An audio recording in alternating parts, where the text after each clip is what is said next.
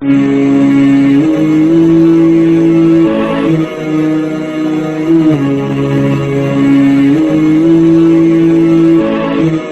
تم کچھ جانتے ہو کہ لیلۃ القدر کیا ہے؟ تمہیں کیا خبر کہ لیلۃ القدر کیا ہے؟ لیلۃ القدر 1000 مہینے سے بہتر ہے۔ ان آیات کو دیکھیں اور ساتھ نبی پاک صلی اللہ علیہ وسلم کا وہ فرمان دیکھیں جس میں حضور علیہ الصلوۃ والسلام نے فرمایا تمہارے پاس ایک مہینہ آ رہا ہے رمضان کا، اس میں ایک رات ہے جو 1000 مہینے سے بہتر ہے۔ اور یہ لفظ کتنے جھنجھوڑنے والے ہیں۔ حضور علیہ السلام نے فرمایا جو اس رات محروم رہ گیا وہ ہر نیکی سے محروم رہ گیا، جو اس رات محروم رہا محروم ہی رہ گیا۔ اتنی بڑی بات فرمایا تنزل الملائکۃ والروح، اس دن فرشتے اور روح القدس یعنی جبریل امین اترتے ہیں، فیہا اس رات میں بِإِذْنِ رَبِّهِمْ مِنْ كُلِّ امر، اپنے رب کے حکم سے ہر خیر کے کام کے لیے۔ سلام، یہ رات سلامتی والی ہے، ہی حتی مطلع الفجر، یہاں تک کہ فجر طلوع ہو جائے۔ سرے شام سے لے کر مغرب سے لے کر فجر تک یہ رات سلامتی والی۔ اس کو لیلۃ القدر اس لیے کہا جاتا ہے، ہمارے مفسرین فرماتے ہیں کہ اس دن قدر والی کتاب قرآن پاک قدر والے محبوب پہ نازل ہوئی اور قدر والی امت کی طرف بھیجی گئی۔ نبی پاک صلی اللہ تعالی علیہ وسلم نے جب پرانی امتوں کی عمریں دیکھی، نہ کسی کی 1000 سال ہوئی، کسی کی اس سے زیادہ ہوئی، تو اللہ کے محبوب علیہ السلام کے دل مبارک میں یہ خیال آیا کہ میری امت کی عمریں تو بڑی تھوڑی ہوں گی، تو کیسے اتنی لمبی نیکیاں کر سکیں گے؟ تو اللہ تعالیٰ نے پھر لیلۃ القدر عطا فرمائی۔ گویا اس ایک رات میں جو آدمی نیکی کرے، 1000 دن نہیں۔ کتنا لوگوں کو شوق ہے کہ کوئی ایسا جیک لگے، یکدم میری ساری چیزیں بڑھ جائیں، اس پر بھی تو ذرا غور کرے نا۔ یہ ایک رات 1000 دن سے نہیں، 1000 مہینے سے افضل ہے۔ 1000 یکدم آپ کی نیکیوں کی عمر 1000 ماہ تک چلی جاتی ہے۔ کتنی بڑی فضیلت کی بات ہے۔ میرے رسول کریم صلی اللہ تعالی علیہ وآلہ وسلم خاص توجہ دلاتے، اس رات کے حوالے سے خاص توجہ دلاتے۔ اور یہ رات کب ہوتی ہے؟ صحیح حدیث میں موجود ہے، نبی پاک صلی اللہ تعالی علیہ وسلم نے فرمایا کہ اسے رمضان کے آخری عشرے میں تلاش کرو۔ گویا یہ جو 5 طاق راتیں ہیں نا، 21ویں، 23ویں، 25ویں، 27ویں، 29ویں، ان طاق راتوں میں اس رات کو تلاش کرو۔ اس رات اللہ کے فرشتے نازل ہوتے ہیں، آسمان دنیا پر، زمین پر فرشتے اترتے، حضرت جبریل امین علیہ الصلوۃ والسلام انہیں لے کر کے آتے ہیں۔ اور فرشتے کیا کرتے ہیں کہ جو بندہ اس رات اللہ کی یاد میں موجود ہو، جو بندہ اللہ تبارک و تعالیٰ کے ذکر میں موجود ہو، جو بندہ اس دن اللہ تبارک و تعالیٰ کی بارگاہ میں کسی بھی طور پر حاضر ہو، فرشتے اس کے لیے دعائے مغفرت بھی کرتے ہیں اور رب کی بارگاہ میں التجائے رحمت بھی کرتے ہیں۔ اور ایک روایت میں ہمیں یوں بھی ملتا ہے کہ فرشتے اسے مصافحہ بھی کرتے ہیں، ہاتھ بھی ملاتے ہیں۔ دیکھیے نا کتنی سعادت مندی ہے کہ انسان عبادت کر رہا ہو اور فرشتے اس کی زیارت کو آئیں۔ ہمارے صوفیاء فرماتے ہیں تو پکا پروگرام بنا لے عبادت کا، فرشتے کئی بار تیری زیارت کو آیا کریں گے۔ اور پھر ایک اور بات یہاں بڑی قابل توجہ ہے کہ انسان جب محسوس کرتا ہے نا مجھے کوئی دیکھ رہا ہے، تو ذرا اس کی عبادت کا انداز بھی تھوڑا تبدیل ہو جاتا ہے۔ تو اگر یہ ذہن ہو ہمارا کہ ہمیں فرشتے دیکھ رہے ہیں اور وہ والی مخلوق دیکھ رہی ہے جو ہماری ڈائری ڈائریکٹ لے جا کے ہمارے رب کی بارگاہ میں پیش کرے، تو پھر کچھ زیادہ ہی توجہ مسلمان کی ہونی چاہیے، زیادہ ہی انہماک ہونا چاہیے، وہ کھو جائے۔ ٹھیک ہے ہم کمزور بھی ہیں، ہمارے اندر کچھ پریشانیاں بھی ہیں، ہماری بیماریاں بھی ہیں، ہم لاغر بھی ہیں، ضعف بھی آ جاتا ہے، تھکاوٹ بھی ہمیں آ لیتی ہے، لیکن لمبی تو بات ہی کوئی نہیں، 5 تو طاق راتیں۔ حضرت سیدہ عائشہ صدیقہ رضی اللہ تعالیٰ عنہ ارشاد فرماتی ہیں کہ جب رمضان کا آخری عشرہ شروع ہوتا تھا نا تو نبی پاک اپنی کمر کس لیتے تھے عبادت کے لیے، خود بھی رات کو اٹھتے تھے، ہمیں بھی جگاتے تھے، کیونکہ سونے کے دن تو نہیں ہے، تو جاگنے کے دن ہے۔ ساون کی کالی راتوں میں جب بوندا باندی ہوتی ہے وہ راتوں کو اٹھ اٹھ روتے ہیں، جب خلقت ساری سوتی ہے یہ رب کے بندوں کی شان ہے۔ اور ویسے بھی درویش کہتے ہیں کہ رات پوے تے بے درداں نو نیند پیاری آوے، درد منداں نو تے یاد سجن دی ستیاں وی آن جگاوے۔ تو یہ وقت ہے خاص، اس خاص وقت اس بات کی طرف ضرور توجہ کرنی چاہیے۔ اور یہ جو کہا گیا نا کہ فرشتے نازل ہوتے ہیں بِإِذْنِ رَبِّهِمْ مِنْ كُلِّ امر، اللہ کے حکم سے آتے اور ہر کام کے لیے، ہر امر خیر کے لیے آتے۔ اس میں بھی ہمارے مفسرین نے لکھا ہے کہ وہ تمہارے لیے پورے سال کا فیصلہ کریں گے کہ تمہیں کیا دیا جائے گا، تم کیا حاصل کرو گے اللہ تبارک و تعالیٰ کی بارگاہ سے۔ تو اس کا معنی یہ ہوا کہ پھر تو یہ لینے کی رات ہے۔ ایسا نہ ہو کہ فرشتے آئے ہوں رب کی بارگاہ سے یہ پیغام کرم ہو کہ دینا ہے اور لینے والے سو رہے ہوں، وہ آرام میں ہو۔ تو یاد رکھیں خیرات اسی کے پیالے میں آتی ہے جس کا پیالہ سیدھا ہوتا ہے، اور اگر پیالہ ہی سیدھا نہ ہو تو خیرات پھر پیالے میں نہیں آیا کرتی۔ تو پھر اس کو جو کہا گیا نا کہ یہ سلامتی والی ہے، تو اس میں ایک اور بات بھی ہمارے پھر مفسرین نے لکھی ہے کہ اس رات شیطان تو ویسے ہی قید ہے، اس رات بندے کا نفس بھی نہیں اسے تنگ کرتا۔ یہ طاق راتیں اتنی حسین ہے کہ تھوڑی سی بندہ ہمت کرے تو اللہ عبادت کے لیے اس کے دل کو قرار عطا کر دیتا ہے، اسے سکون ملتا ہے، طبیعت ٹھنڈی ہو جاتی ہے اور وہ بڑے ذوق کے ساتھ اللہ کی عبادت کرتا ہے۔ خوب بیداری کا مظاہرہ کریں طاق راتوں میں۔ میں نے رمضان سے پہلے مشورہ دیا تھا کپڑے وقت پہ خرید لو عید کے، اور وقت پہ سلا لو اور وقت پہ چیزیں لے لو۔ یہ جو خاص دن ہیں عبادت کے، یہ لوگوں کے بازاروں میں گزر جاتے ہیں۔ یہ زیادہ تر وقت ہمارا خریداری میں اور شاپنگ میں اور ایسے مہمل کاموں میں صرف ہو جاتا ہے کہ جن کی وجہ سے یہ خاص چیزیں جو ہمیں میسر آنی تھی ان سے ہم کئی دفعہ رہ جاتے ہیں۔ تو اس رات کرنا کیا ہے؟ زیادہ سے زیادہ کھڑے ہو کے رب کی عبادت کریں، قرآن شریف کی تلاوت کریں، استغفار پڑھیں۔ سیدہ طیبہ طاہرہ حضرت عائشہ صدیقہ رضی اللہ تعالی عنہا نے عرض کی یا رسول اللہ اگر مجھے یہ رات مل جائے تو کیا پڑھوں؟ تو فرمایا عائشہ تم یہ دعا مانگنا، اللہم انک عفو، اے اللہ بے شک تو درگزر کرنے والا، تحب العفو، اور تو درگزر کرنے کو پسند بھی کرتا ہے، فاعف عنی، ہم سے بھی درگزر فرما، ہمارے گناہوں کو معاف فرما۔ یعنی اس رات اللہ سے درگزر کا سوال کریں۔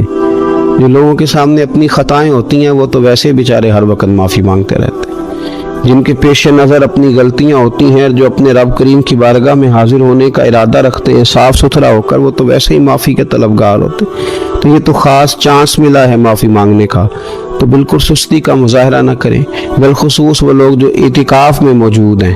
نیند تو کسی وقت بھی آ جاتی ہے، آپ دوپہر کو بھی ذرا چپ کر کے لائٹ آف کریں تو یہ آ ہی جاتی ہے۔ آپ سر شام بھی تھوڑا سا کھانا کھانے کے بعد اگر کمر سیدھی کرنے کو بھی لیٹ جائیں تو نیند تو پھر بھی آ ہی جاتی ہے۔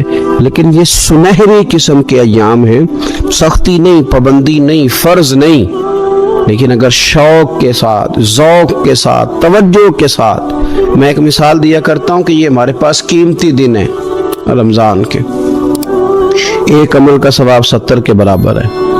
تو جس طرح انسان کے پاس کوئی چیز تھوڑی دیر کے لیے آئے تو اس نے جانا ہو تو لوگ اس سے زیادہ فائدہ اٹھانے کی کوشش کرتے۔ دیہاتوں میں نا غریب گھروں میں استری نہیں ہوتی تھی، ہر گھر میں نہیں ہوتی تھی، تو کسی پڑوس سے استری لے کے آتے تھے تو بوڑھے لوگ یہ کہا کرتے تھے کہ زیادہ کپڑے استری کر لو، استری واپس کرنی ہے۔ اس چیز کو واپس کرنا ہو تھوڑی دیر کے لیے ہمارے پاس ہو، اس سے زیادہ لوگ نفع لینے کی کوشش کرتے ہیں، تو یہ تو تھوڑے دن باقی رہ گئے، طاق راتیں تھوڑی رہ گئی، زیادہ نفع لینے کی کوشش کریں۔ اللہ تعالیٰ اس سال جب فرشتے لیلۃ القدر پہ آئیں تو وہ امت مسلمہ کے لیے ایسا رحمت کا پیغام لے کے آئیں کہ دین پھر سے غالب ہو جائے، اسلام پوری دنیا کے اندر اپنے غلبے کے ساتھ سامنے آ جائے، کفر کا، ظلم کا، زیادتی کا، جبر کا ہمیشہ کے لیے خاتمہ ہو جائے۔ نبی پاک صلی اللہ تعالیٰ علیہ وسلم نے جب پرانی امتوں کی عمریں دیکھی نا، کسی کی 1000 سال ہوئی، کسی کی اس سے زیادہ ہوئی، تو اللہ کے محبوب علیہ السلام کے دل مبارک میں یہ خیال آیا کہ میری امت کی عمریں تو بڑی تھوڑی ہوں گی، تو کیسے اتنی لمبی نیکیاں کر سکیں گے؟ تو اللہ تعالیٰ نے پھر لیلۃ القدر عطا فرمائی۔ گویا اس ایک رات میں جو آدمی نیکی کرے، 1000 دن نہیں۔ کتنا لوگوں کو شوق ہے کہ کوئی ایسا جیک لگے، یکدم میری ساری چیزیں بڑھ جائیں، اس پر بھی تو ذرا غور کرے نا۔ یہ ایک رات 1000 دن سے نہیں، 1000 مہینے سے افضل ہے۔ 1000 یکدم آپ کی نیکیوں کی عمر 1000 ماہ تک چلی جاتی ہے۔ کتنی بڑی فضیلت کی بات ہے۔ میرے رسول کریم صلی اللہ تعالی علیہ وآلہ وسلم خاص توجہ دلاتے، اس رات کے حوالے سے خاص توجہ دلاتے۔ اور یہ رات کب ہوتی ہے؟ صحیح حدیث میں موجود ہے، نبی پاک صلی اللہ تعالی علیہ وسلم نے فرمایا کہ اسے رمضان کے آخری عشرے میں تلاش کرو۔ گویا یہ جو 5 طاق راتیں ہیں نا، 21ویں، 23ویں، 25ویں، 27ویں، 29ویں، ان طاق راتوں میں اس رات کو تلاش کرو۔ اس رات اللہ کے فرشتے نازل ہوتے ہیں، آسمان دنیا پر، زمین پر فرشتے اترتے ہیں۔ حضرت جبریل امین علیہ الصلوۃ والسلام انہیں لے کر کے آتے ہیں، اور فرشتے کیا کرتے ہیں کہ جو بندہ اس رات اللہ کی یاد میں موجود ہو، جو بندہ اللہ تبارک و تعالیٰ کے ذکر میں موجود ہو، جو بندہ اس دن اللہ تبارک و تعالیٰ کی بارگاہ میں کسی بھی طور پر حاضر ہو، فرشتے اس کے لیے دعائے مغفرت بھی کرتے ہیں اور رب کی بارگاہ میں التجائے رحمت بھی کرتے ہیں۔ اور ایک روایت میں ہمیں یوں بھی ملتا ہے کہ فرشتے اسے مصافحہ بھی کرتے ہیں، ہاتھ بھی ملاتے ہیں۔ دیکھیے نا کتنی سعادت مندی ہے کہ انسان عبادت کر رہا ہو اور فرشتے اس کی زیارت کو آئیں۔ ہمارے صوفیاء فرماتے ہیں تو پکا پروگرام بنا لے عبادت کا، فرشتے کئی بار تیری زیارت کو آیا کریں گے۔ اور پھر ایک اور بات یہاں بڑی قابل توجہ ہے کہ انسان جب محسوس کرتا ہے نا مجھے کچھ دیکھ رہا ہے، تو ذرا اس کی عبادت کا انداز بھی تھوڑا تبدیل ہو جاتا ہے۔ تو اگر یہ ذہن ہو ہمارا کہ ہمیں فرشتے دیکھ رہے ہیں اور وہ والی مخلوق دیکھ رہی ہے جو ہماری ڈائری ڈائریکٹ لے جا کے ہمارے رب کی بارگاہ میں پیش کرے، تو پھر کچھ زیادہ ہی توجہ مسلمان کی ہونی چاہیے، زیادہ ہی انہماک ہونا چاہیے، وہ کھو جائے۔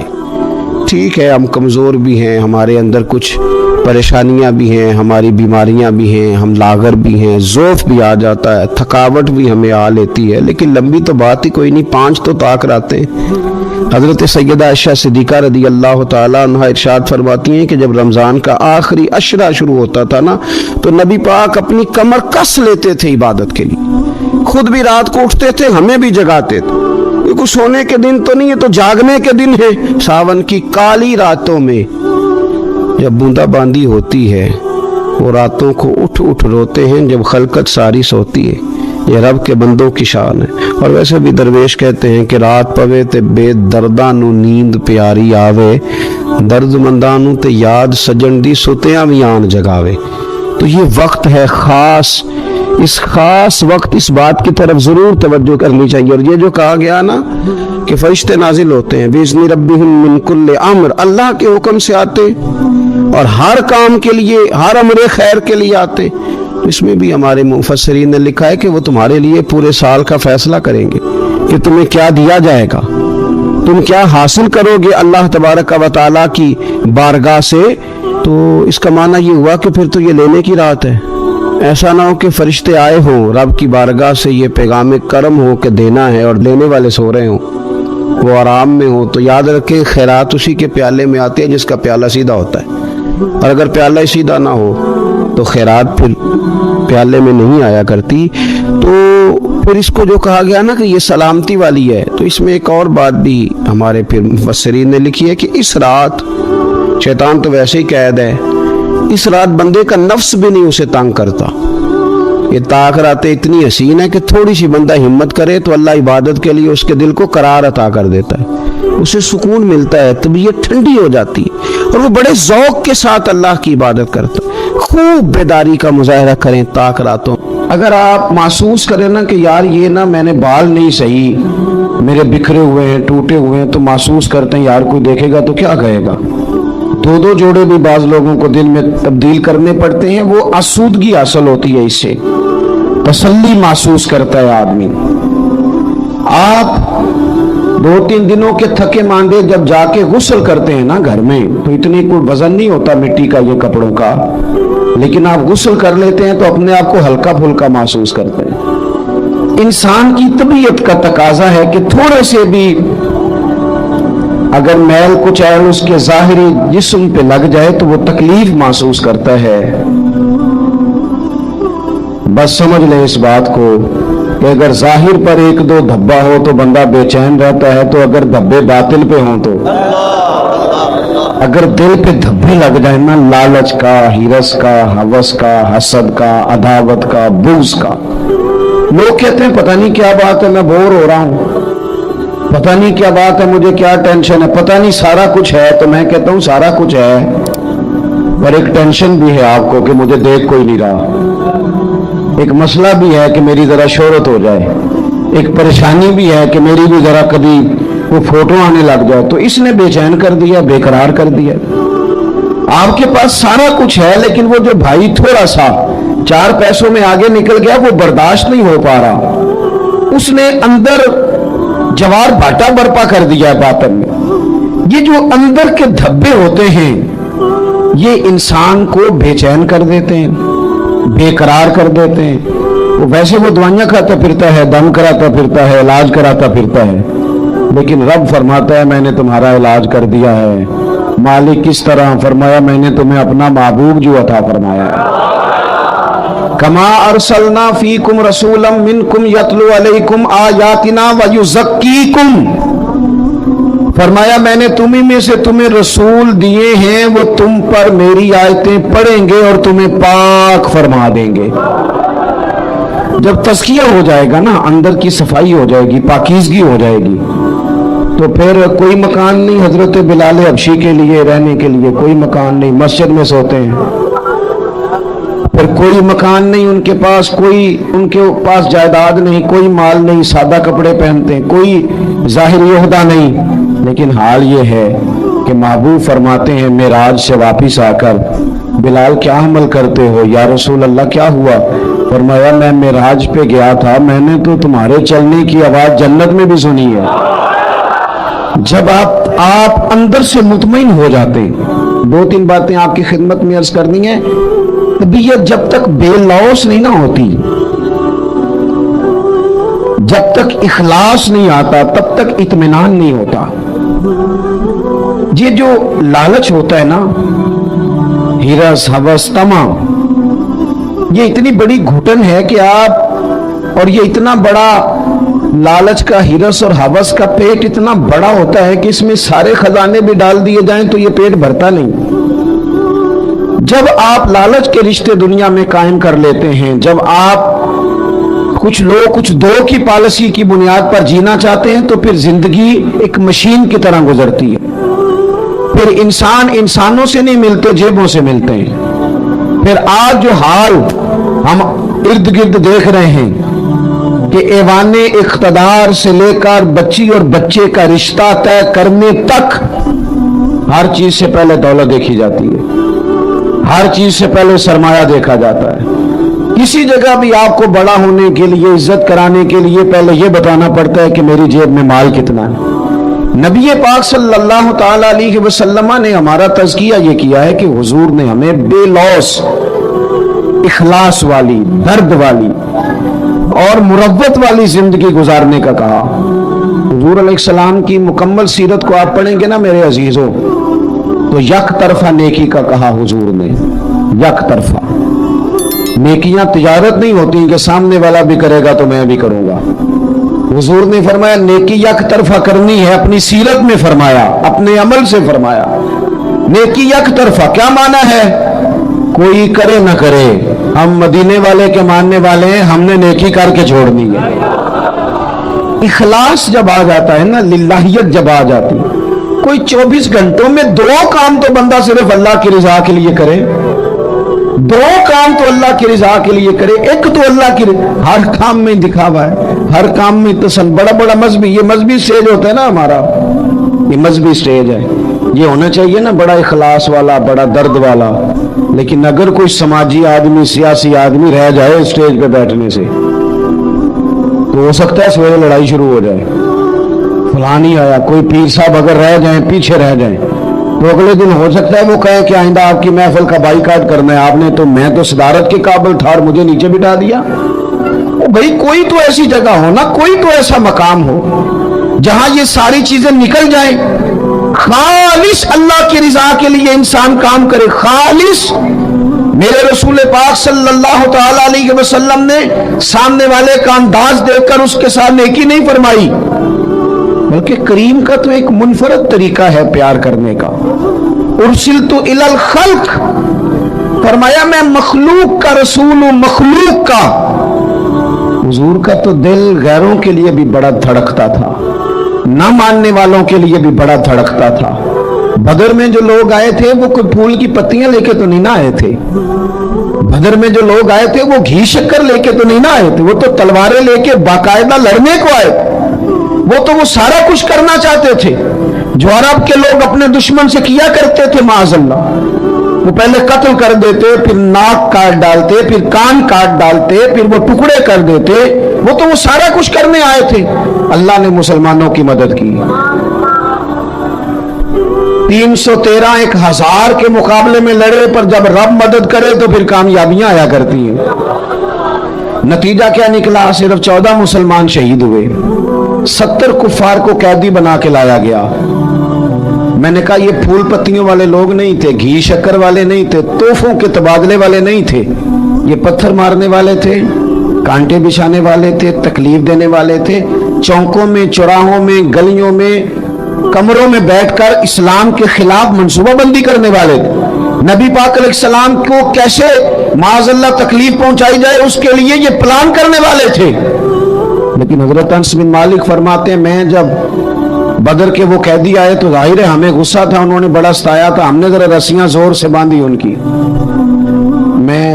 میں آپ سے عرض کروں نہیں درد رہا ہمارے دل میں، زیادہ سے زیادہ اپنے بچوں کے لیے دل دھڑکتا ہے، تھوڑا سا اور کبھی دوسرا نمبر آئے تو بہن بھائیوں کا، ورنہ وہ ریڑھی والا میرا کیا لگتا ہے، ورنہ یہ تو اس طرح لگتا ہے کہ جیسے یہ انسانوں کے جتھوں کو ہم نے جانوروں کا جتھا سمجھنا شروع کر دیا ہے۔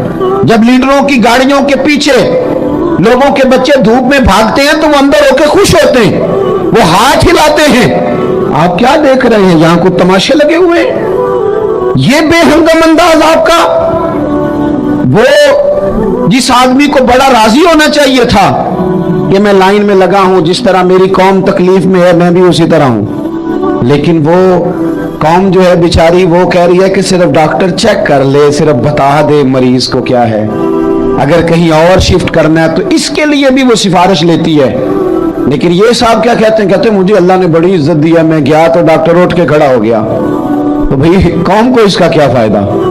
ڈاکٹر کو بھی آپ سے کوئی کام ہوگا۔ وہ میں جمعے میں دوستوں سے کہہ رہا تھا کہ ہمارے حکمران کہتے ہیں میں بڑا خوش نصیب ہوں، جو بھی جاتا ہے وہ کہتا ہے میں بڑا خوش بخت ہوں، میرے لیے کعبے کا دروازہ کھلا ہے۔ تو میں کہتا ہوں کعبے کا دروازہ کھلنا کمال نہیں، کعبے والے کی بات ماننا کمال ہے۔ اگر کعبے کے اندر جانا تم نے کمال سمجھا ہے، وہاں تو 360 بت بھی بڑی دیر رہے ہیں، وہاں جانا تم نے کمال سمجھ لیا۔ یہ دیکھو کعبے والے کی بات مانی ہے، اور جو تمہیں کعبے کا دروازہ کھول کے دیتے ہیں ان سے کہو چلو ہمارے بے گناہ قیدیوں کے لیے جیل کے دروازے ہی کھول دو، جو بے گناہ ہیں ان کو ہی چھوڑ دو۔ لیکن ہم نے بات ٹھیک ہے، اور پیر صاحب بھی کہتے ہیں میں جناب گیا تو بینک والا اٹھ کے کھڑا ہو گیا۔ بھئی یہ کیا بات ہوئی؟ آپ بھی نہیں لائن میں لگنا پسند کرتے؟ آپ کو بھی نہیں اس بات کا خیال آیا کہ کتنے لوگ دھوپ میں جل رہے ہیں اور میں آیا ہوں اور میں نکل گیا ہوں؟ خدا کے بندو، جب تک بے لوث درد نہیں ہوتا تب تک سمجھ لو سینوں میں دل نہیں ہے، پتھر ہیں، فقط اپنے لیے دھڑکتے ہیں، فقط اپنے بچوں کے لیے۔ خدا مجھے ایسی خدائی نہ دے کہ اپنے سوا کچھ دکھائی نہ دے۔ یہ کیا بات ہوئی؟ حضرت انس بن مالک کہتے ہیں ہمیں غصہ تھا کفار پر، ہم نے رسیاں زور سے باندھ دی، اور اپنا غصہ نہیں تھا، غصہ یہ تھا ہمارے نبی کو تکلیف دی، مکہ چھوڑنا پڑا، اذیت دی، ہم نے زور زور سے رسیاں باندھی۔ لیکن فرماتے ہیں میں رات کو مسجد نبوی میں آیا تو حضور کو دیکھا، کبھی بے چینی سے ادھر ٹہلتے ہیں کبھی ادھر ٹہلتے ہیں، میں درد سے آگے بڑھا، میرے ماں باپ آپ کے قدموں پہ قربان، میری اولاد آپ کے ابرو کے اشارے پہ قربان، محبوب کیا بات ہوئی، کیوں اس طرح ٹہل رہے ہیں؟ حضور فرمانے لگے انس تم نے ان کی رسیاں زور سے باندھ دی ہیں، یہ ہائے ہائے کرتے ہیں مجھے نیند نہیں آتی، یہ ہائے ہائے کرتے ہیں مجھے نہیں، ان کی رسیاں ذرا ڈھیلی کر دو تاکہ میں سو جاؤں۔ کسی سے تو پیار کرنا یار، किसी का तो दर्द पैदा करना। ये नहीं हो सकता कि तू नाजायज कमाई कमा के लाए, तू किसी के बच्चों का निवाला छीन के लाए और फिर तेरा बच्चा डॉक्टर बन जाए, ये कैसे हो सकता है? तू नाजायज पैसे इकट्ठे करके लाए और तेरा बच्चा इंजीनियर बन जाए, ये कैसे हो सकता है? ये कैसे हो सकता है कि तू किसी का घर उजाड़ के अपना गुलशन आबाद करना चाहिए, कैसे होगा? आप अगर चाहते हैं कि हमारे घरों में रोशनी आए तो फिर किसी और के आंगन में दिया जलाना शुरू करें। कोई तो काम ऐसा हो, कुरान तालीम देता है, कुल इन्ना सलाती व नुसुकी व महयाया व ममाती लिल्लाहि रब्बिल आलमीन। कहो मेरी नमाज, मेरी कुर्बानी, मेरा दुनिया में आना, मेरा यहाँ से जाना सब उस रब के लिए है जो तमाम जहानों का पालने वाला है। जनाबे उमर का नाम सिर्फ काम नहीं, हजरत उमर का नाम इनकलाब बर्पा कर देता है। हजरत उमर का नाम कुफर के ऐवानों में, जबर, जुल्म, शिर्क की वादियों में जब हजरत उमर का नाम भी लिया जाए तो बेईमान कांपना शुरू हो जाते हैं। हजरत उमर फारूक रदी अल्लाह ताला अन्हु। हजरत उमर मामूली शख्स नहीं, मामूली आदमी नहीं। कुछ लोग सदियों के बाद पैदा होते हैं और कुछ लोग ऐसे होते हैं जो एक ही बार पैदा होते हैं, उन जैसा दूसरा पैदा होता ही नहीं, दूसरा उन तरह का पैदा होता ही। हजरत उमर रदी अल्लाह ताला अन्हो जैसी शख्सियात पैदा ही नहीं होती दोबारा। सारे सहाबा दर रिसालत माप पे खुद आए। ये वो अजीम शख्स है जिसे अल्लाह के महबूब ने अल्लाह से मांग के लिया, कहा अल्लाह ये मुझे दे दे, अल्लाह से मांग के लिया है। इसलिए सूफिया कहते हैं कुछ मुरीद होते हैं, कुछ मुराद होते हैं। कुछ मुरीद होते हैं, कुछ मुराद होते हैं। मुरीद वो होता है जो चल के आता है, आके मुरीद होता है। मुराद वो होता है जिसे कहा जाता है कि ये कभी मेरा बन जाए ना, ये कभी आ जाए ना, मेरा बन जाए, उसको मुराद कहते हैं। हजरत उमर मुस्तफ़ा करीम की मुराद है, हुजूर की मुराद है। अल्लाहुम्मा आइज़्ज़िल इस्लामा बे इस्लाम उमर इब्न खत्ताब। ऐ अल्लाह इस्लाम को इज्जत दे दे, मेरे उमर को कलमा पढ़ने की तौफीक अता फरमा दे। और कैसे दुआ मांगी? ओ यार, हजरत उमर की तो इस फजीलत का कोई जवाब नहीं दे सकता। मेरे रसूल पाक अलैहिस्सलाम सबके लिए ही दुआ मांगते हैं ना, हुजूर की दुआ आम है, लेकिन मुस्तफ़ा करीम ने काबे का गुलाफ थाम लिया और गुलाफ काबा को हुजूर ने सीने से लिपटाया और सीने से चिमटा के कहा अल्लाह मैंने तो कभी सवाल ही ज़्यादा नहीं किए, मैं करने आया हूँ, मुझे उम्र दे दे, उम्र दे दे। हुजूर ने मांग के लिया। और फिर जब जिसको हुजूर मांगे अल्लाह से कि हजरत उमर रदी अल्लाह ताला अन्हु का आज यौम शहादत है, मेरा तो दिल करता था कि फजर से बातें शुरू हों और सारा दिन ही उमर की बातें होती रहे, सारा दिन जनाब उमर की बातें, सारा दिन। इसलिए कि जिक्र जनाब उमर का होगा पर राजी अल्लाह के रसूल होंगे सल्लल्लाहु, तो जाग के बैठे, खुश हो के बैठे। हमारे यहाँ मनाया ही नहीं जाता।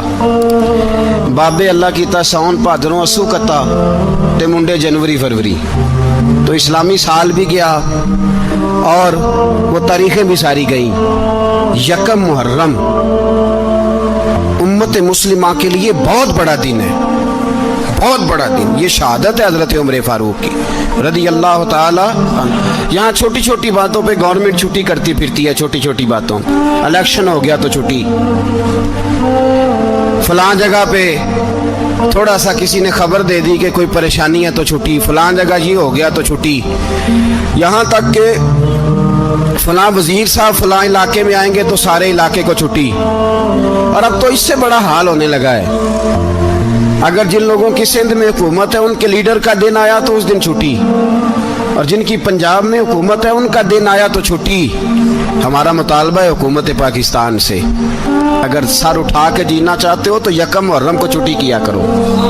अगर सर उठा के जीना चाहते हो तो यकम मुहर्रम को छुट्टी करो जनाब उमर के दिन, और मिल्लत के जवानों को बताओ کہ اگر عزت کی زندگی جینا چاہتے ہو تو اس طرح جیو جس طرح فاروق اعظم جی کے گئے ہیں۔ عزت اور وقار کی زندگی، جمہوریت حضرت عمر سے سیکھنی پڑے گی، حکومت کرنے کے طریقے حضرت عمر سے، رعایا کو سیکھنا پڑے گا کہ امیر کس طرح بنایا جاتا ہے اور امیر کس طرح کے ہوتے ہیں۔ یہاں لوگ ہمیں یورپ کی مثالیں دیتے ہیں، لوگ یہاں ہمیں آ کر کے امریکہ کی مثالیں، انہیں کیا پتا حکومت کیا ہوتی ہے؟ وہ کہتے ہیں جی وہ سائیکل پہ جاتا ہے ان کا حکمران۔ میں نے کہا وہ سائیکل پہ جاتا ہے؟ میرے عمر فاروق مدینے سے مکے گئے تھے تو پیدل ہی حج کرنے چلے گئے، پیدل ہی۔ اور جناب عمر فاروق رضی اللہ تعالیٰ عنہ عید کی نماز پڑھانے گئے، عید کی نماز عمر خطبہ عید دینے گئے۔ اور اس زمانے میں کون سا غریب ہے جو ننگے پاؤں جاتا ہو؟ کون سا غریب ہے جو مسجد ننگے پاؤں جاتا ہو؟ لوگوں نے تو 3 قسم کی چپلیں رکھی ہوئی ہیں، ایک مسجد جانے کی علیحدہ ہے، گھر پہننے کی علیحدہ ہے، شادی بیاہ پہ جانے کی چپل علیحدہ ہے۔ حضرت عمر فاروق رضی اللہ تعالیٰ عنہ نکلے عید کا خطبہ دینے کے لیے تو بیوی سے کہنے لگے جوتا، اس نے کہا صاحب اتنی دفعہ ٹوٹا ہے اب گانٹھا نہیں جا سکتا، اتنی دفعہ ٹوٹا ہے کہ اب دوبارہ پیمند نہیں لگ سکتے۔ تو حضرت عمر کہنے لگے چل کوئی حرج نہیں، بغیر جوتے کے ننگے پیر ہی چلتے ہیں، کوئی حرج نہیں۔ تو کہنے لگے لوگ کیا کہیں گے؟ فرمایا چپ کر، لوگ جس دن عمر نے یہ دیکھ لیا نا لوگ اس کے بارے میں کیا کہتے ہیں، اس دن عمر نہیں رہے گا۔ تو کہا پھر آپ کا نظریہ کیا ہے؟ فرمایا میرا نظریہ یہ ہے کہ رب رسول میرے بارے میں کیا کہتے ہیں، لوگوں کا کیا ہے؟ لوگ کل کسی کے بارے میں کچھ کہتے ہیں اور پرسوں کچھ کہتے ہیں، میرا نظریہ یہ ہے کہ رب رسول میرے بارے میں ننگے پیر عمر جا رہے ہیں۔ کون جی؟ میں بڑا ماڑا۔ اچھا جناب کیا غربت ہے؟ 10 قسم کے جوڑے لٹکے ہوئے ہیں کمرے میں اور پہننے کی فرصت نہیں، سویرے کیا پہننا ہے، شام کیا پہننا ہے، 15 سوٹ کٹھے استری ہو کے لانڈری والا بھیج رہا ہے، اور تو غریب ہے، تو بہت بڑا غریب ہے۔ اس لیے کہ غربت پیسوں کی وجہ سے نہیں ہوتی، غربت تو دل کی ہوتی ہے۔ تو واقعی بڑا غریب ہے اور تو غریب ہی رہے گا۔ امیر تو عمر فاروق تھے جو ننگے پاؤں چلے گئے عید کی نماز پڑھانے، تو رستے میں جو ملا کہنے لگا عمر جوتا تو پہن لو۔ فرمایا تمہیں عمر کا جوتا نہ پہننے کا نقص تو نظر آیا ہے، کوئی حرج نہیں، اگر عمر کو کبھی بتانا ہوا تو وہ والا نقص بتانا جو عمر کی سیرت میں پیدا ہو، کردار میں پیدا ہو، وہ والا نقص بتانا، یہ چھوڑو جوتے آتے جاتے رہتے۔ ننگے پاؤں گئے، پاؤں دھوئے، نماز پڑھائی، لوٹ آئے۔ او بھائی یہاں تو ہمارا بناؤ سنگار اترنا، جتنی توجہ کپڑوں کی طرف ہے اتنی توجہ کبھی ہماری علم کی طرف ہوتی نا، جتنا ذوق شوق ہمارا بناؤ سنگار کی جانب ہے، اتنا بناؤ سنگار کبھی ہمارا اخلاقیات کی جانب ہوتا تو معاملات بڑی حد تک سنورے ہوئے ہوتے۔ حضرت سیدنا فاروق اعظم رضی اللہ تعالی اپنی زندگی کو ترتیب دیا، ایک دن بھی خلافت نہیں مانگی اللہ سے۔ حضرت عوف بن مالک اشجعی ایک صحابی ہیں، حضرت عوف بن مالک رضی اللہ تعالیٰ عنہ فرماتے ہیں کہ جناب ابو بکر صدیق کا زمانہ تھا تو میں نے خواب دیکھا، میں نے خواب میں جناب عمر کو دیکھا، اور میں نے دیکھا کہ کوئی کہنے والا کہہ رہا ہے کہ عمر وہ ہے کہ اللہ کے رستے میں کوئی اسے جتنا مرضی برا بھلا کہے یہ پرواہ نہیں کرتا۔ کس کے رستے میں؟ بولے سارے۔ اس کا مطلب ہے اللہ کے رستے میں لوگ برا بھلا بھی، قرآن مجید نے کہا وَلَا يَخَافُونَ لَوْمَةَ لَائِمٍ، کچھ لوگ ایسے ہیں جو برا بھلا کہنے والوں کی پرواہ نہیں کرتے۔ آپ یقین کریں اگر پرواہ شروع ہو جائے نا تو دین کا کام ختم ہو جائے، نہ کوئی تقریر کرے، نہ کوئی تدریس کرے، نہ کوئی پیری مریدی کرے، ختم ہو جائے اگر باتوں کی پرواہ ہو۔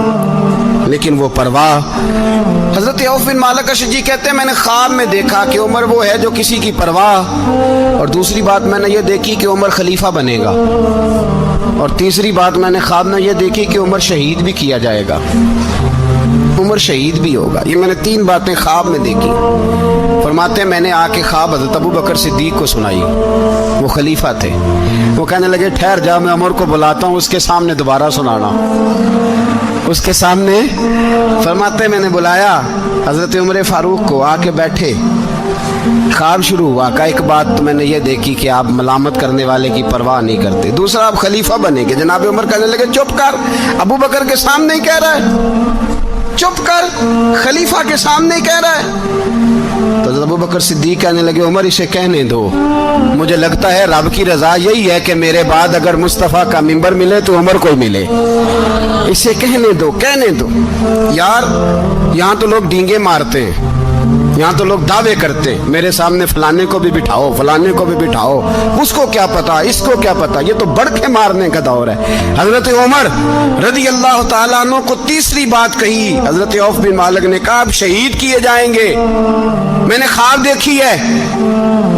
नेक लोगों के ख्वाब बड़ी हद तक सच्चे होते हैं। कहा मैंने ख्वाब देखी है। तो हजरत उमर कहने लगे शहीद तो दलेर लोग होते हैं, शहीद तो दलेर, जिसे सारा जमाना दलेर कह रहा है वो अपने बारे में क्या कह रहे हैं, कहते हैं शहीद तो दलेर, मैं तो काहिल सा आदमी हूँ, सुस्त आदमी हूँ, मैं तो इतना काम ही नहीं करता, तो ये ख्वाब तूने जो ठीक है देखा है ना, फिर से देखना।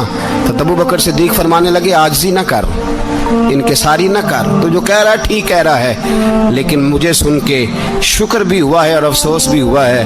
अफसोस इस बात का कि तेरे जैसा बतले अजीम चला जाएगा, और शुक्र इस बात का कि रब तुझे जिंदगी भी एजाज वाली देगा, और शहादत की मौत दे के अल्लाह तुझे मौत भी इज्जत वाली अता फरमाएगा।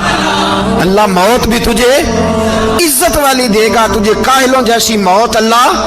हजरत फारूक आजम रज़ी अल्लाह, ओ भाई यहाँ तो इस जमाने का सबसे बड़ा मसला प्रोटोकॉल है। लोगों को पता होता है कामिल पीर है, कामिल मुर्शिद है, लोग नहीं जाते। मैं किसी का मुरीद हो जाऊं, मेरा प्रोटोकॉल किधर गया? पता होता है ये कामिल उस्ताद है, मैं इसके पास बैठूंगा तो मेरी तरबियत करेगा, लेकिन लोग शागिर्द नहीं बनते, मैं किधर गई?